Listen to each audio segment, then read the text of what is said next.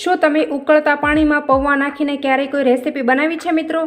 એક વખત તમે આ રેસીપી બનાવી લેશો ને તો તમારા ઘણા બધા પૈસા ખર્ચ થવાથી બચી જશે અને તમે બજારમાંથી ક્યારેય નહીં લાવો. તો ચાલો બનાવીએ. તો જુઓ ફ્રેન્ડ્સ, એના માટે અત્યારે મેં મેઝરમેન્ટથી જોઈએ તો આ રીતનું એક બાઉલ છે એ ભરીને પૌવા લીધેલા છે. તો એને આપણે મોટા બાઉલમાં ટ્રાન્સફર કરી દઈશું.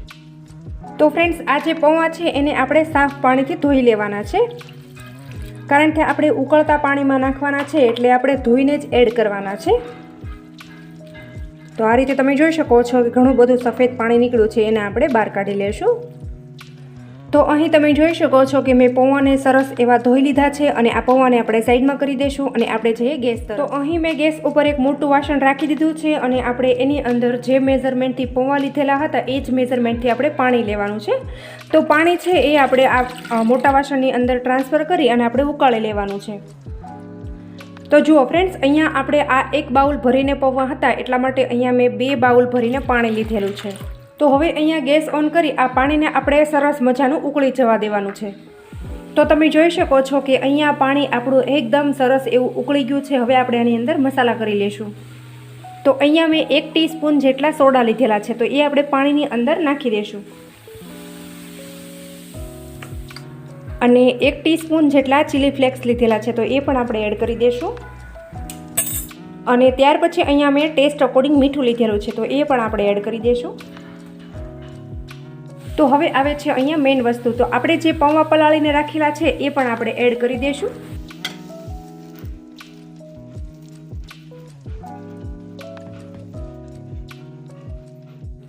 અને ત્યાર પછી અહીંયા આપણે ગેસની ફ્લેમ હાઈ કરી દઈશું અને પૌવા છે એને આપણે સરસ રીતે હલાવી લઈશું.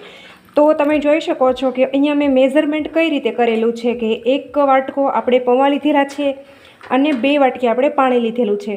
આ મેઝરમેન્ટથી કરશો ને તો જ તમારી આ રેસીપી સારી થશે મિત્રો. જો હવે આપણે ગેસની ફ્લેમ હાઈ કરી આને આપણે ઉકળી જવા દેવાનું છે. તો તમે આ રીતે થોડી વાર ઉકાળશો ને એટલે આ પૌવા છે ને એ એકદમ સોફ્ટ થઈ જશે અને તમે જેવા એને ચપટીમાં લઈને ચોળશો ને એટલે એકદમ એ ભૂકો થઈ જશે. એ રીતે આપણે ઉકાળવાના છે. તો ફ્રેન્ડ્સ, તમે જોઈ શકો છો કે અહીંયા આપણે પૌવાને ઉકળવા દીધા એનો લગભગ 5 થી 6 મિનિટ જેવો ટાઈમ થઈ ગયો છે.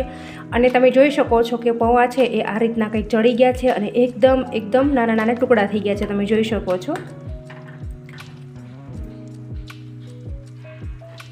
તો બસ હવે આ સમયે આપણે ગેસની ફ્લેમ બંધ કરી દઈશું.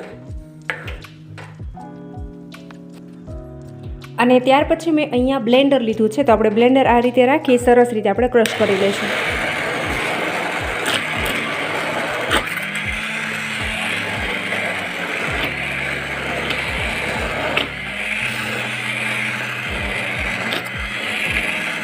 તો જુઓ મિત્રો, બ્લેન્ડર છે ને એ આપણે આ રીતે અંદર રાખવાનું છે. જો તમે સહેજ પણ બહાર રાખશો ને તો પૌવા છે ને એ આખા કિચનમાં ઉડશે અને બધું ગંદુ થશે. તો આ રીતે છે એ આપણે અંદર રાખવાનું છે.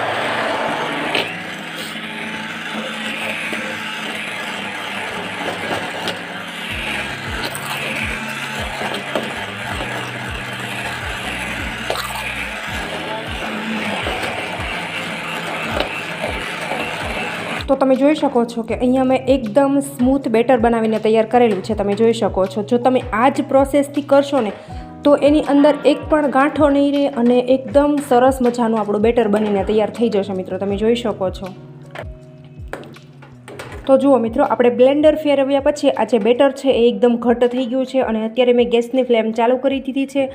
અને આપણે અહીંયા ફરી વખત 1 બાઉલ જેટલું પાણી ઉમેરી દેવાનું છે અને ફરી વખત આપણે એને ગરમ કરી લઈશું. તો બસ હવે આ સ્ટેજ ઉપર અહીંયા આપણે 2 થી 3 ટીપા ફૂડ કલર એડ કરી દેવાનો છે. આનાથી જે આપણે આ રેસીપી બનાવવાની છે ને એ એકદમ ટ્રાન્સપરન્ટ બનીને તૈયાર થશે મિત્રો. તો મિત્રો, અહીંયા ફૂડ કલર બિલકુલ ઓપ્શનલ છે. જો તમે ઈચ્છો તો એડ કરવાનો, નહીંતર તમારે સ્કીપ કરી દેવાનો. તો તમે જોઈ શકો છો કે અહીંયા આપણે પૌવામાંથી પાડવા માટે પાપડનું બેટર રેડી છે. અને હવે આપણે આને તડકામાં જઈ અને સૂકવી દેવાનું છે અને ગેસની ફ્લેમ છે એ આપણે બંધ કરી દઈશું.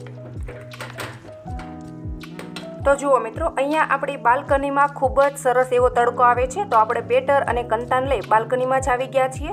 તો સૌથી પહેલાં અહીંયા આપણે કંતાન પાથરી દઈશું અને ત્યાર પછી આપણે ચમચાની અંદર થોડું થોડું બેટર લઈ આ રીતે આપણે ફેલાવી દેવાનું છે. તો તમે જોઈ શકો છો કે અહીંયા આપણે તેલ પણ લગાવવાની ઝંઝટ નથી કે પછી વણવાની પણ ઝંઝટ નથી. એકદમ નવી રીતે આપણા પૌવાના પાપડ બનીને તૈયાર થઈ જશે મિત્રો. અને એકદમ આસાન અને સરળ રીત છે, બધાને આ રીત ફાવશે પણ ખરી. તો મિત્રો, બધા પાપડ પડાઈ જાય ત્યાર પછી આપણે આ જે પાપડ છે એને 1 દિવસ સુકાવા દેવાના છે. તમે 1 દિવસ સુકાવા દેશો ને એટલે ઓટોમેટિક કંતાન ઉપરથી બધા પાપડ છે એ રિમૂવ થઈ જશે.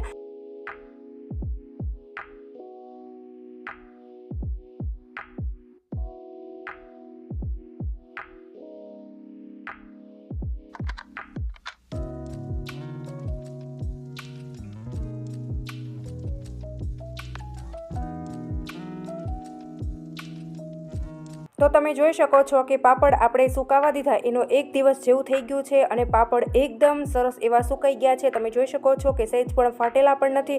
હવે આ પાપડને આપણે એક બાસ્કેટમાં લઈ લઈશું. તો મિત્રો, તૈયાર છે ખીચું બનાવ્યા વગરના કે પછી વણ્યા વગરના એકદમ નવા પાપડ. તમે જોઈ શકો છો કે કેટલા સરસ બનીને તૈયાર થયા છે, એ તૂટ્યા પણ નથી. તમે જોઈ શકો છો. તો આ રીતે તમે થોડું બેટર વધારે લઈને પાથરશો ને તો જરા પણ નહીં તૂટે અને એકદમ નવા એકદમ સરસ એવા પાપડ બનીને તૈયાર થશે. હવે આ પાપડ હું તમને એક તળીને પણ બતાવી દઉં છું કે અત્યારે એટલો નાનો છે તો તળ્યા પછી કેટલો મોટો થાય છે. તો અહીં મેં તેલ ગરમ કરી લીધું છે અને એક પાપડ નાખી આપણે ચેક કરી લેશું.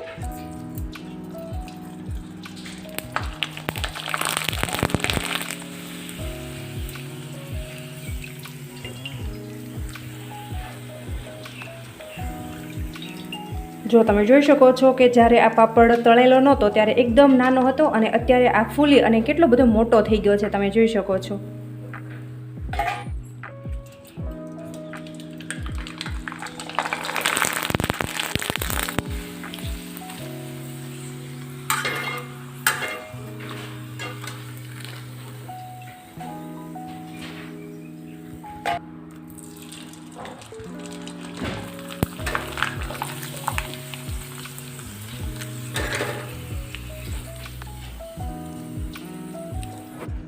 તો જુઓ મિત્રો, અત્યારે અહીંયા મેં આટલા પાપડ તળી લીધા છે. હું તમને હવે તોડીને પણ બતાવી દઉં કે કેટલા પોચા બનીને તૈયાર થયા છે. તમે જોઈ શકો છો એકદમ પોચા રૂ જેવા થયા છે. જે દાંત વગરના હશે ને એ પણ ચાવી શકે છે. જો તમે જોશો